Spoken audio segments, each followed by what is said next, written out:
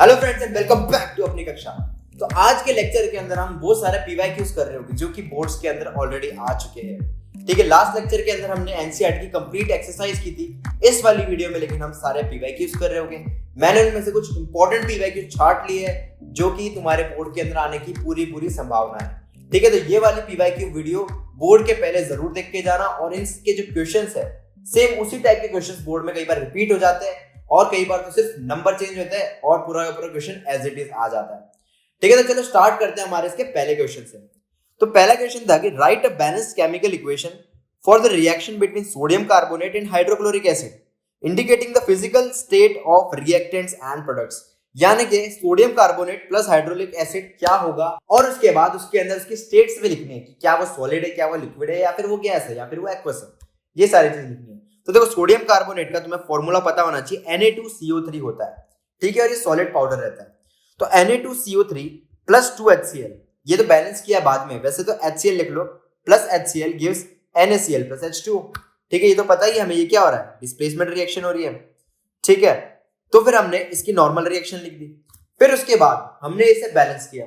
Balance करने के बाद क्या है कि Na2CO3 plus 2 times of HCl gives 2 times of NaCl plus H2O। ये हमने बैलेंस कर दिया इसका। अब आफ्टर बैलेंसिंग इसके अंदर लिखते हैं हम स्टेट्स। इसके स्टेट्स लिखेंगे तो Na2CO3 का क्या है? सॉलिड। HCl का क्या है? एक्वस है ये, क्योंकि ये थोड़ा सा डाइल्यूट होता है। फिर आ जाता है NaCl, ये भी एक्वस ही रहेगा। और H2O जो कि लिक्विड है, लिक्विड ही रहेगा। H2O क्योंकि कभी भी एक्वस नहीं हो सकता। एक्वस का मैंने मतलब बताया था लेक्चर के अंदर, जो चीज पानी के अंदर मिली या पानी के अंदर मिला तो पानी तो रहेगा। तो ये हो गया हमारा लिक्विड। बस इतना सा लिखना है और ये आंसर हमारा हो जाता है कंप्लीट। ये 1 मार्क का क्वेश्चन आया था बोर्ड्स के अंदर, जो कि था फॉरेन 2010 के पेपर के अंदर। इस टाइप के क्वेश्चन और भी आ चुके हैं हमारे ऑल इंडिया बोर्ड के अंदर। ठीक है, तो ये था हमारा फर्स्ट का आंसर। अब आ जाते हैं सेकंड पे। सेकंड में क्या बोला कि balance the following chemical equation. Balance the chemical equation, इस टाइप के क्वेश्चन बहुत ज्यादा आते हैं। मतलब इस चैप्टर से मेनली क्वेश्चन यही आता है कि बैलेंस द केमिकल इक्वेशन। तो इक्वेशन क्या दी हुई है? PbNO3 होल ट्वाइस, जो कि सॉलिड है, उसे हीट किया हमने तो PbO, NO2 और O2 इन 3 प्रोडक्ट्स में टूट गया। ठीक है, तो फिर इसको हमें करना है बैलेंस। अब बैलेंस करेंगे तो कौन से वाले मेथड से? मेरा नाम 0 वाले मेथड से हमने बैलेंस किया। तो Pb को बैलेंस किया। ठीक है, फिर उसके बाद हमने किया किसको? नाइट्रोजन को बैलेंस, फिर ऑक्सीजन को, और इसमें हाइड्रोजन तो है ही नहीं। बस इन सबको जब बैलेंस किया ना तो हमारी फाइनल इक्वेशन ये आ गई कि 2 times of PbNO3 whole twice gives 2 times of PbO plus 4 times of NO2 plus oxygen. Balance करना मैंने तुम्हें पहले से सिखा दिया है। एक्सरसाइज वीडियो के अंदर जितनी भी बैलेंसिंग वाली थी वो सारी की सारी मैंने फिर से बैलेंस करके बताई थी फ्रॉम स्क्रैच। तो तुम्हें वो अगर प्रैक्टिस है तो फिर ये वाला क्वेश्चन तुमसे बहुत इजीली हो जाएगा। और ये वाला क्वेश्चन भी 1 मार्क का आया था, जो कि आया था दिल्ली 2009 के बोर्ड्स के पेपर के अंदर। ठीक है, तो ये 2 क्वेश्चन हो गए। अब आ जाते हैं थर्ड क्वेश्चन पे। इसके अंदर बोला balance the following chemical reaction. ये भी बैलेंसिंग की थी। बैलेंस के मैंने कुछ क्वेश्चन ज्यादा डाले क्योंकि ये वाले जो क्वेश्चन है ना, इसकी बहुत ज्यादा प्रोबेबिलिटी है कि बोर्ड के अंदर आ ही जाता है। ठीक है, तो इसके अंदर क्या था कि Fe plus H2O gives Fe3O4 plus H2। ये चीज दी हुई हमें, तो इसे बैलेंस करना। तो सबसे पहले मेटल करेंगे। यहाँ पे 1 है लेकिन यहाँ पे 3 है, तो यहाँ पे हम 3 लिख देंगे। फिर उसके बाद उसके अंदर और कोई नॉन मेटल नहीं है, सिर्फ ऑक्सीजन और हाइड्रोजन, तो ऑक्सीजन करेंगे। यहाँ पर 1 है लेकिन यहाँ पे 4 है, तो हम यहाँ पे 4 लिख देंगे। फिर हाइड्रोजन के अंदर करेंगे तो यहाँ 4 × 2 यानी कि 8 हाइड्रोजन हो गए, तो यहाँ पे भी हम 4 लिख देंगे। तो ये वाली इक्वेशन हमारी बैलेंस हो जाएगी। तो देखो 1 4 यहाँ, 1 4 यहाँ, 1 3 यहाँ, ये आ गया और ये होगी हमारी बैलेंस्ड इक्वेशन।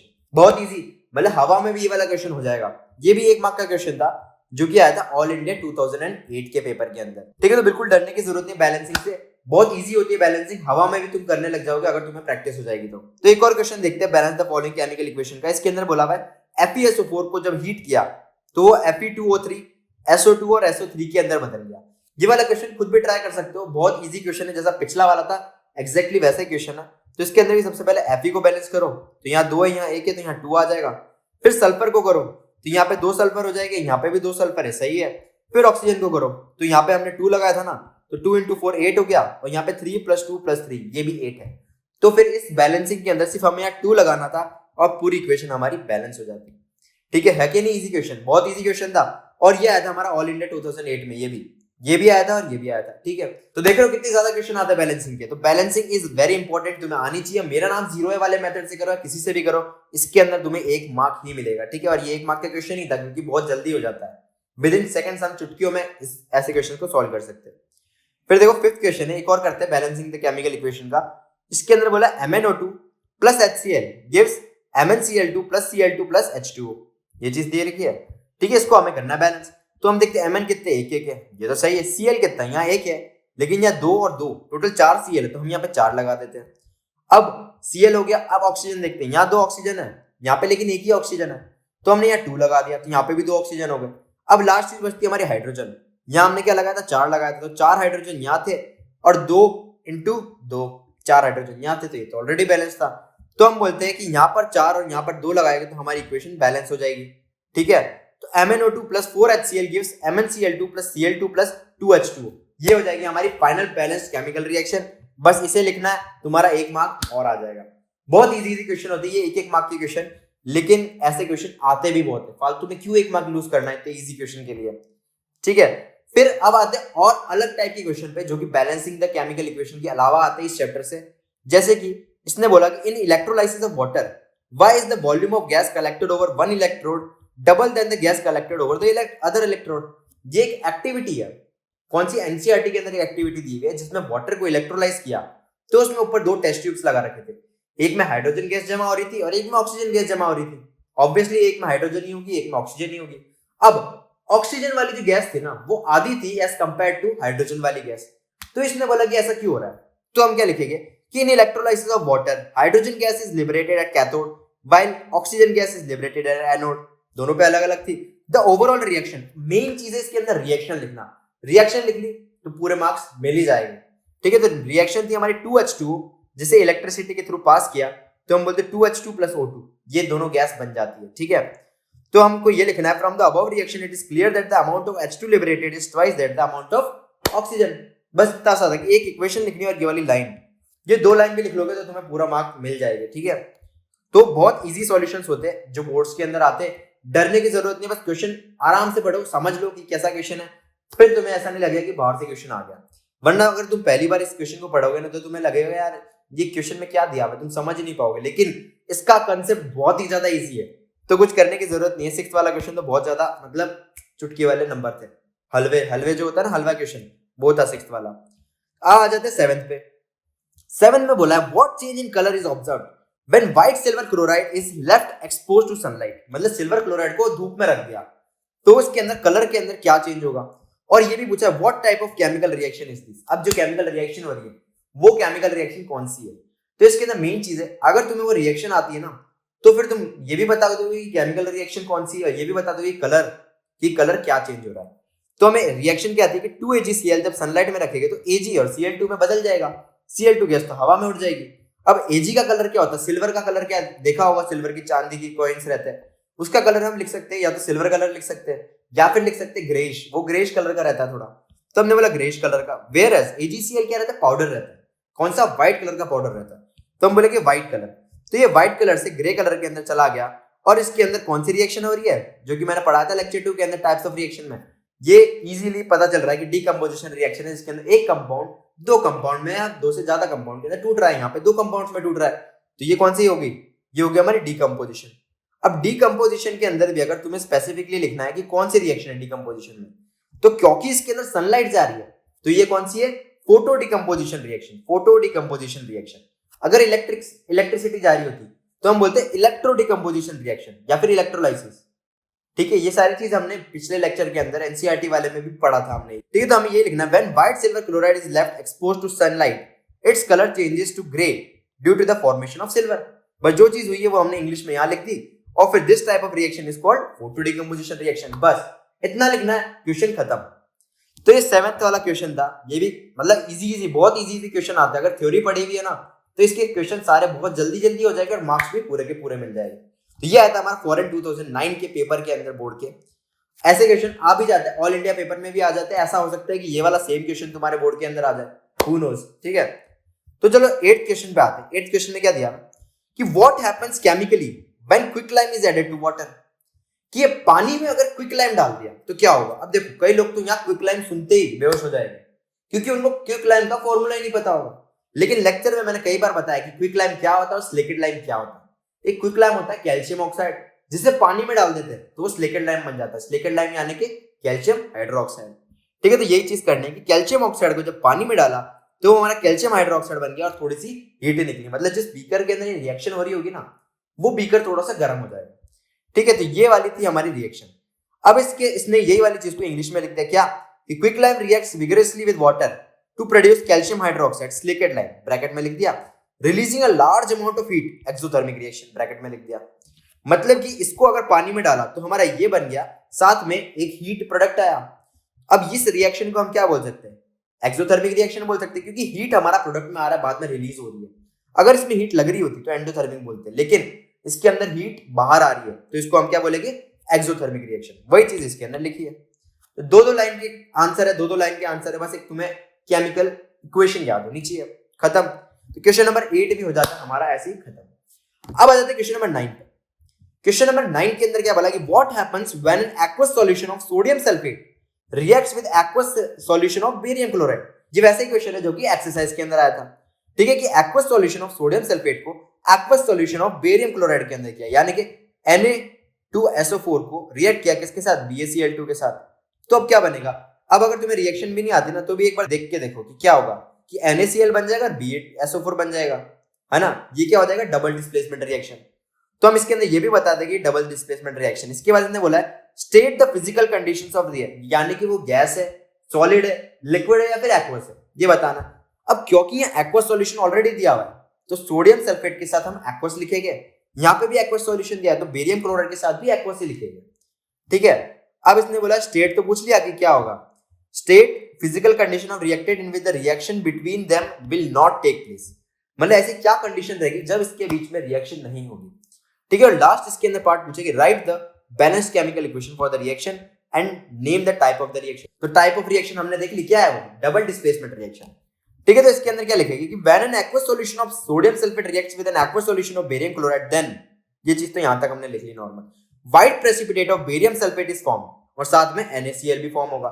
ये व्हाइट प्रेसिपिटेट होता है, ये तुम्हें याद होना चाहिए, याद नहीं भी है और तुम यहाँ लिखोगे कि बेरियम सल्फेट इज फॉर्म तो भी कोई दिक्कत की बात नहीं है। ये एक्स्ट्रा चीज है जो कि हम लिखेंगे तो इन्विजिलेटर जो कि चेक कर रहा है हमारा पेपर वो थोड़ा इंप्रेस भी हो जाएगा, तो नंबर ज्यादा दे देगा पता, इसलिए हम लिख लेते हैं। जो चीज पता है वो लिखने के अंदर क्या जा रहा है, क्योंकि हमारे मार्क्स कटते नहीं है एक्स्ट्रा लिखने से, सिर्फ कम लिखने से मार्क्स कटते हैं। ठीक है, तो ये हमने रिएक्शन लिख दी, ये क्या है, Na2SO4 plus BaCl2 gives BaSO4 plus 2 times of NaCl। Simple, ये रिएक्शन बहुत सिंपल थी, ये हमने लिख दी। अब इसके बाद बोलेंगे if the reactants are present in solid state then no reaction will take place between them. ये थोड़ा ट्रिकी चीज थी कि कब रिएक्शन टेक प्लेस नहीं करेगी। अब किसी को कुछ आता भी नहीं है ना, वो भी सोचेगा यार एक्वस सॉल्यूशन और एक्वस सॉल्यूशन दिया हुआ है, ये तो रिएक्ट कर रहे हैं, अगर दोनों पाउडर फॉर्म में दिए तो पाउडर को ऐसे करके मिक्स कर दो, तुम मिक्स भी कर दोगे तो वो रिएक्ट थोड़ा ना करेगी, किसी भी दो पाउडर को मिक्स कर दो तो रिएक्ट थोड़ा ना करते हुए। तो इसके अंदर यही बोला है अगर वो एक्वस सॉल्यूशन नहीं हुआ तो वो रिएक्ट नहीं करेगी। और भी तुम्हें कोई कंडीशन पता है जैसे टेम्परेचर की, बहुत कम टेम्परेचर हुआ तो रिएक्ट नहीं करेगी, या बहुत ज्यादा टेम्परेचर हुआ तो रिएक्ट नहीं करेगी, तो वो भी तुम लिख सकते हो, कोई भी लिख सकते हो। लेकिन जिसको नहीं पता वो दिमाग लगा के लिखते हैं कि अगर ये दोनों सॉलिड स्टेट में पाए गए तो ये दोनों रिएक्ट नहीं करेंगे। ठीक है, ये क्या दिमाग लगाया बढ़िया इसने। फिर this type of reaction is called double displacement reaction और precipitation reaction. Double displacement reaction भी लिखोगे तो भी चलेगा, लेकिन क्योंकि इसके अंदर प्रेसिपिटेट बन रहा है तो तुम इसको प्रेसिपिटेशन रिएक्शन भी लिख सकते हो। ठीक है, दोनों में से कुछ भी लिखो, तुम्हारा आंसर सही होगा। Double displacement is a better answer, लेकिन अगर तुम्हें पता है प्रेसिपिटेशन भी है तो दोनों लिख दो, डबल डिस्प्लेसमेंट रिएक्शन और प्रेसिपिटेशन रिएक्शन। ठीक है, तो क्वेश्चन नंबर 9 भी बहुत इजी था, ये दिल्ली 2010 के पेपर के अंदर आया था बोर्ड से, तो ये वाला क्वेश्चन भी अच्छा था। इसके अंदर ये वाला जो पार्ट कि कब रिएक्शन नहीं होगी, ये वाला थोड़ा दिमाग वाला था, जिसके अंदर दिमाग है उसने वाला क्वेश्चन कर लिया होगा। ठीक है, अब आ जाते हैं क्वेश्चन नंबर 10 पे। क्वेश्चन नंबर 10 के अंदर बोला है कि what is a redox reaction, कि रिडॉक्स रिएक्शन क्या होती है, and when a magnesium ribbon Burns in air with a dazzling flame and forms a white ash, is magnesium oxidized or reduced and why? ये सारी चीज पूछी कि पहले तो बोला है एक एक करके जाते हैं कि रिडॉक्स रिएक्शन क्या होता है। तो रिडॉक्स रिएक्शन की हमने डेफिनेशन लिख ली, क्या, a reaction in which oxidation and reduction take place simultaneously is called reduction, redox reaction. ठीक है, इसका मतलब जब ऑक्सीडेशन भी हो रही है और रिडक्शन भी हो रही है तो रिडॉक्स हो जाएगा। रिडॉक्स कैसे, रिड यानी कि रिडक्शन, ऑक्स यानी कि oxidation, red ox redox reaction, ऐसे ही करना है बस। ठीक है, अब इसके अंदर बोला है कि on heating in air magnesium burn with a dazzling white light to give magnesium oxide, कि जब उसको जलाते हैं तो मैग्नीशियम को जलाया तो क्या बना, हमारा मैग्नीशियम ऑक्साइड ही तो बना। और ये चीज पूछी थी कि क्या होता है कि वो व्हाइट ऐश जो बनता है वो क्या होता है, तो हमने बोला वो क्या होता है, मैग्नीशियम ऑक्साइड होता है। अब जो नेक्स्ट पार्ट पूछा था, इज मैग्नीशियम ऑक्सीडाइज और रिड्यूस्ड। अब तुम ही बताओ, मैग्नीशियम से मैग्नीशियम ऑक्साइड बन गया तो क्या वो रिड्यूस हुआ या ऑक्सीडाइज हुआ? ऑक्सीडाइज ही हुआ ना, क्योंकि उसने ऑक्सीजन गेन कर लिया, सिंपल। तो हम बोले कि magnesium is oxidise as the addition of oxygen has taken place, बस खत्म, सिंपल। और कुछ लिखने की जरूरत ही नहीं है। देखो इसके अंदर लग रहा होगा एक पार्ट, दूसरा पार्ट, तीसरा पार्ट, चौथा पार्ट, चार पार्ट पूछ लिए इतने से क्वेश्चन के अंदर, लेकिन है बहुत ही इजी चीज। ये चारों के चारों पार्ट्स तुम आराम से लिख सकते हो, ठीक है। तो क्वेश्चन नंबर 10 भी यही खत्म होता है। ये दिल्ली 2009 के पेपर के अंदर आया था बोर्ड के, ठीक है। तो इसके क्वेश्चन आ जाते हैं, मतलब हर साल एक ना एक क्वेश्चन आता है, और क्वेश्चन मुश्किल नहीं होता, क्वेश्चन इजी होता है अगर तुम्हें इस चीज की नॉलेज है। जैसे कि कई बार क्वेश्चन क्विक लाइन पे आ गया, अब किसी ने पूरा चैप्टर पढ़ा है लेकिन पता नहीं उसे कि क्विक लाइन CAO को बोलते हैं, तो उसका तो वो क्वेश्चन गलत हो गया ना। तो अगर कोई चैप्टर पढ़ रहे हो ना, मेरा तो पर्सनल मानना है कि वो चैप्टर ढंग से करो। अगर 12 चैप्टर है और तुम जेई की तैयारी कर रहे हो, ठीक है, और तुम्हें इतने चाहिए कि बस तुम पास हो जाओ, तो उसमें से अगर 6 चैप्टर भी पढ़ रहे हो ना, तो वो भी बेटर है उससे कि तुम 12 चैप्टर के 12 चैप्टर पढ़ रहे हो लेकिन पूरे नहीं पढ़ रहे। 6 चैप्टर पढ़ो लेकिन बढ़िया से पढ़ो कि उसमें से कोई क्वेश्चन आए तो तुम्हारा गलत ना हो, ठीक है। लेकिन अगर तुम्हें बोर्ड के अंदर पूरे मार्क्स चाहिए तो 12 के 12 चैप्टर पढ़ने पड़ेंगे, वो भी थरोली। बिल्कुल भी ऐसा नहीं होना चाहिए कि तुम्हारा एक चैप्टर कोई वीक है, क्योंकि उसमें से वीक वाले पार्ट में क्वेश्चन आ गया तो तुम्हारे मार्क्स खराब हो जाएंगे। अगर सोच 100 वाली है तो मार्क्स आ जाएंगे 100 वाले, ठीक है, बस मेहनत करने की जरूरत है। तो क्वेश्चन नंबर 10 भी ऐसे ही हमारा हो जाता है 100। अब आ जाते हैं नेक्स्ट क्वेश्चन में, जो कि क्वेश्चन नंबर 11 है। इसके अंदर ये ए पार्ट और बी पार्ट, दो पार्ट्स दिए हुए। पहले पार्ट में बोला what is the colour of ferrous sulphate crystal, how does this colour change after heating. ये फेरस सल्फेट की क्रिस्टल का कलर क्या होता है और उसको अगर गर्म कर दिया तो क्या होगा। तो सिंपल सा है, देखो रिएक्शन तुम्हें पता होनी चाहिए कि फेरस सल्फेट FeSO4.7H2O, ये मैंने एक लेक्चर के अंदर बताया भी था जब डाउट क्लियर कर रहा था कि डॉट कुछ H2O लगाते तो क्रिस्टलाइजेशन के काम आता है, कि ऐसे नॉर्मली पाउडर के फॉर्म में होगा लेकिन उसमें थोड़ा पानी डाल दो और वो डॉट में मतलब वाटर ऑफ क्रिस्टलाइजेशन जुड़ के उसका क्रिस्टल बना देता है, ठीक है। तो इसने बोला कि फेरस सल्फेट का क्रिस्टल यानी कि FeSO4.7H2O, जब इसको हीट किया तो क्या होगा, FeSO4 बन जाएगा और वाटर बाहर निकल जाएगा। सिंपल, जो वाटर था वो बाहर निकल गया, उड़ गया। तो हमने बोला कि FeSO4 जो होता है ना, उसका कलर होता है व्हाइट। लेकिन FeSO4 के अंदर अगर वाटर ऑफ क्रिस्टलाइजेशन डाल दिया हमने तो वो एक क्रिस्टल बन जाएगा, वो भी लाइट ग्रीन कलर का, ठीक है। तो यही फर्क रहता है FeSO4 के क्रिस्टल में और नॉर्मल FeSO4 में, ये चीज तुम्हें याद रखनी है। तो इसका आंसर हम कैसे लिखेंगे कि फेरस सल्फेट क्रिस्टल क्या FeSO4.7H2O, FeSO4 यहाँ पे प्रिंट नहीं हुआ है, कि FeSO4 plus 7H2O are light green in color when it is heated, white color solid is formed। और वो white color solid का नाम भी लिख सकते हो, that is just FeSO4। फिर हमें ये रिएक्शन लिखनी है जो कि बहुत इंपॉर्टेंट है, ये रिएक्शन लिखना। तो तुम्हारा ए पार्ट हो जाता है कंप्लीट। फिर आ जाते हैं इसके बी पार्ट पे। बी पार्ट में क्या बोला, name the products formed on strongly heating ferrous sulphate crystal, what type of chemical reaction occurs in this change. अब फेरस सल्फेट के क्रिस्टल को हमने क्या किया, स्ट्रांगली हीट किया, और इसने बोला है कि इसके अंदर कौन सी टाइप की केमिकल रिएक्शन हो रही है।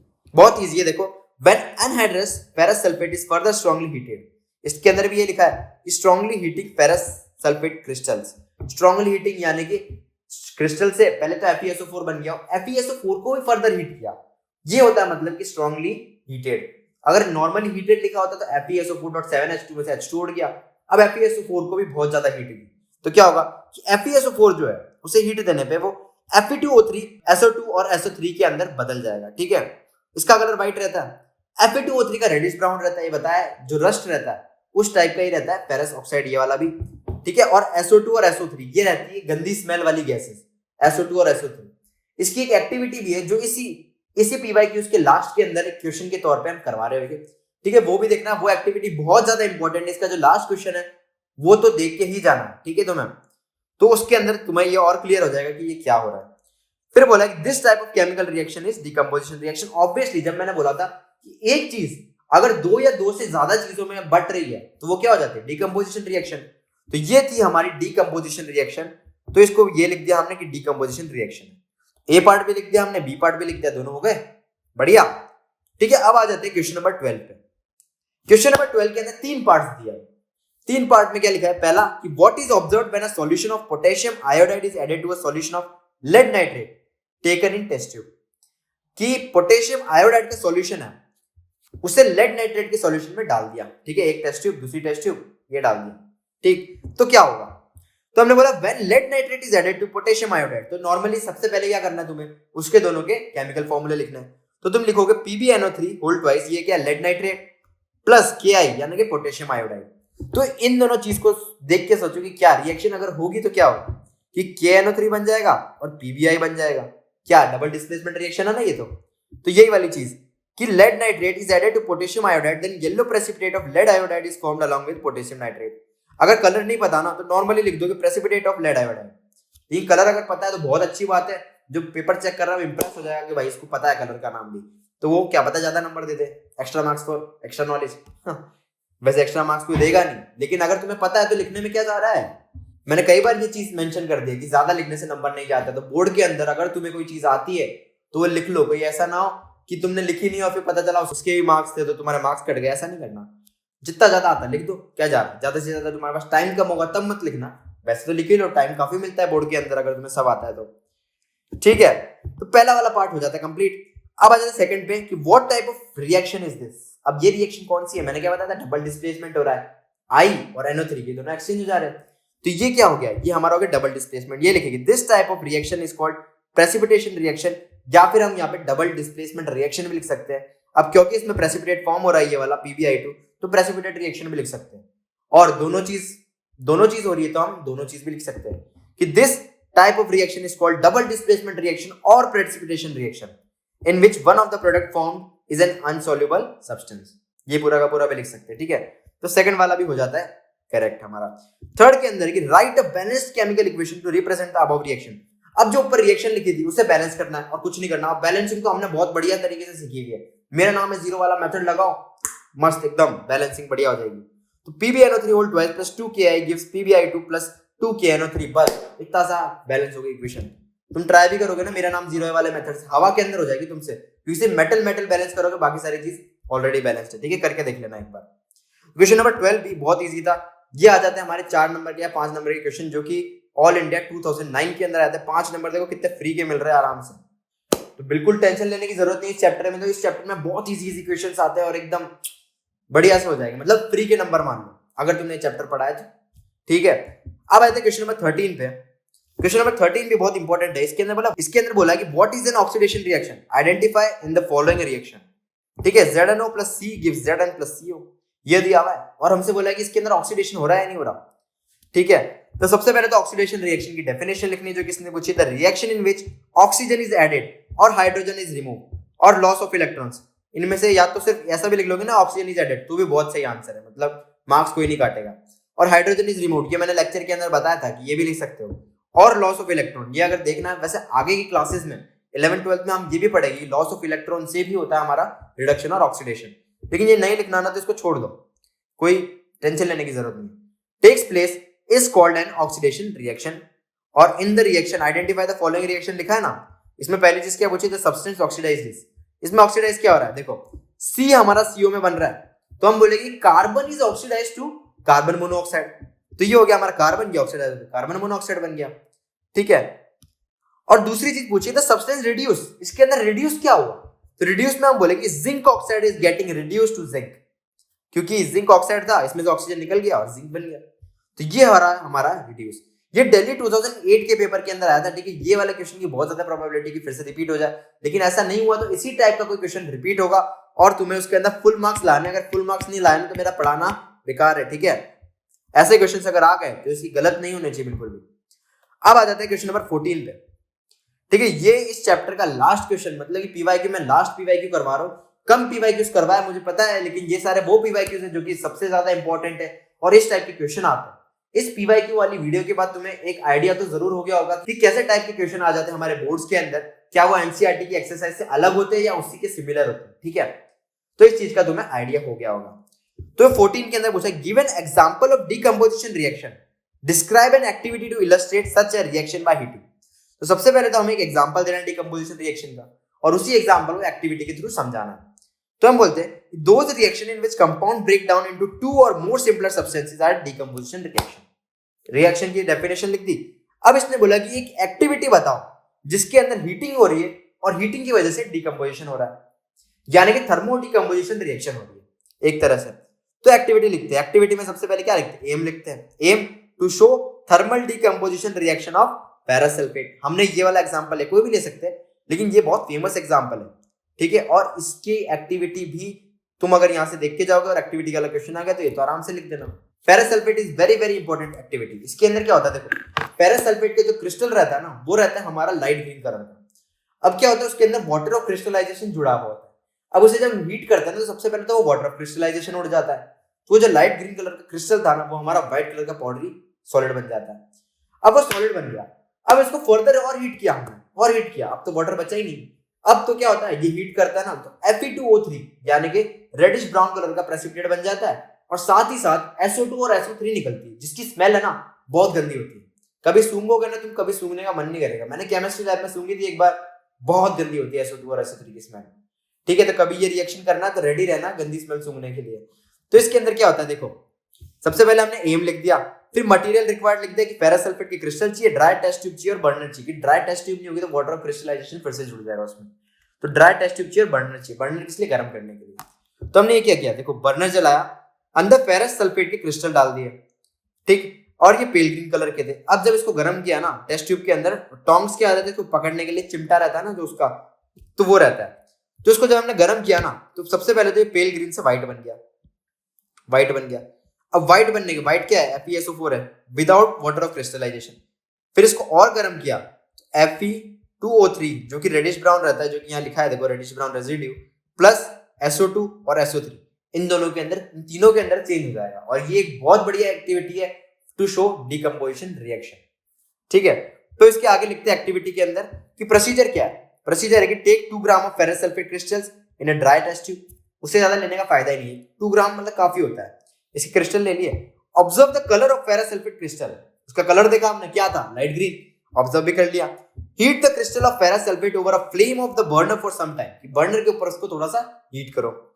Observe the crystals after heating for 5 minutes, कि 5 मिनट अगर तुम हीट करोगे ना, उसके बाद उस क्रिस्टल को ध्यान से ऑब्जर्व करो।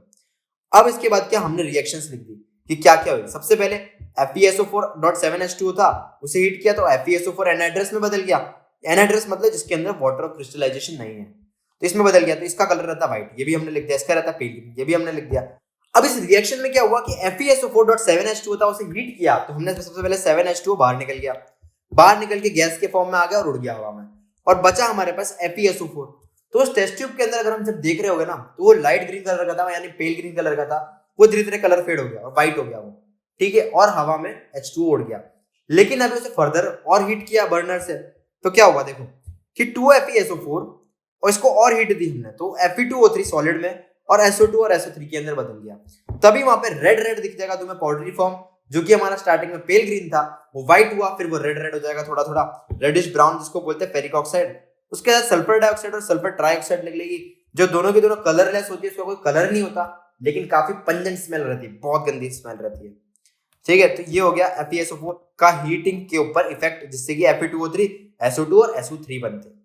तो इसके अंदर ऑब्जर्वेशन क्या हुआ, ऑब्जर्वेशन में लिखनी होती है एक्टिविटी। तो एक्टिविटी का तुम्हें फॉर्मेट पता होना चाहिए। सबसे पहले एम लिखेंगे, मटेरियल रिक्वायर्ड लिखेंगे, डायग्राम बनाएंगे, प्रोसीजर लिखेंगे, फिर उसके बाद कोई रिएक्शन है तो वो लिखेंगे, और लास्ट में हम इसका ऑब्जर्वेशन लिखेंगे। ठीक है, ऑब्जर्वेशन में लिखते हैं the pale green colour of ferrous sulphate crystal changes to reddish brown ferric oxide and smell of burning sulphur is observed. ठीक है, बर्निंग सल्फर की स्मेल जो होती है ना, एकदम अलग होती है। कभी सूंघना, मुझे तो बहुत खराब लगती है उसकी स्मेल, सर दुखना आ जाता है। लेकिन कभी तुम सूंघोगे ना और कहीं पे भी सल्फर ऐसे जल रहा होगा, तो तुम्हें पता चल जाएगा कि भाई सल्फर जल रहा है, तो उसी की स्मेल होती है SO2 और SO3। ठीक है, तो इसी के साथ PYQs यहीं पे खत्म हो जाते हैं हमारे। इन PYQs को बोर्ड के पहले जरूर देख के जाना, क्योंकि कई बार इसी के क्वेश्चन बस थोड़ा सा रिएक्शन चेंज कर देंगे या फिर कुछ वर्ड्स इधर उधर कर देंगे और सेम टू सेम क्वेश्चन पूछ लेंगे। कई बार 4 मार्क्स वाले के अंदर का एक पार्ट हमारा 1 वर्ड में पूछ लेते हैं, यानी कि 1 मार्क वाले क्वेश्चन में पूछ लेते हैं, और कई बार 1 मार्क वाले 3-4 क्वेश्चन मिला के हमारा 4 नंबर वाले के अंदर पूछ लेते हैं। ठीक है, तो चैप्टर हो जाता है यही समाप्त, जिसके अंदर हमारे 3 लेक्चर वीडियोस थे, जिसके अंदर पूरी थ्योरी समझाई थी विद सम एग्जांपल्स इंक्लूडेड। फिर हमारा 4th लेक्चर आया था, जिसके अंदर पूरी एक्सरसाइज, बैक एक्सरसाइज एनसीईआरटी की हमने पूरी कवर की थी, और ये हमारा लेक्चर था 5th पार्ट, यानी कि इसके अंदर हमने सारे PYQs कर दिए, जो जो इंपॉर्टेंट थे वो भी छाट के किए हमने, ताकि ज्यादा PYQs नहीं देखने पड़े। और भी तुम्हारे पास अगर PYQs है या फिर पुरानी कोई पेपर्स है तुम्हारे पास, उसके अंदर से देखो इसके क्या क्वेश्चन आए। और अगर इस स्टेज तक तुम्हारे कोई डाउट नहीं आया, तुम्हारे अगर सारे क्वेश्चन फ्लुएंटली हो रहे, तो फिर तुम्हें कुछ टेंशन लेने की जरूरत नहीं है। पूरे मार्क्स आएंगे। इसका कोई क्वेश्चन आया तो ऐसा कोई क्वेश्चन नहीं होगा जो तुमसे पढ़े ना, ठीक है। तो सी यू, टाटा, बाय बाय, मिलते हैं नेक्स्ट चैप्टर के अंदर। तो जाओ, पढ़ते रहो, प्रैक्टिस करो और जाके सब छोड़ दो।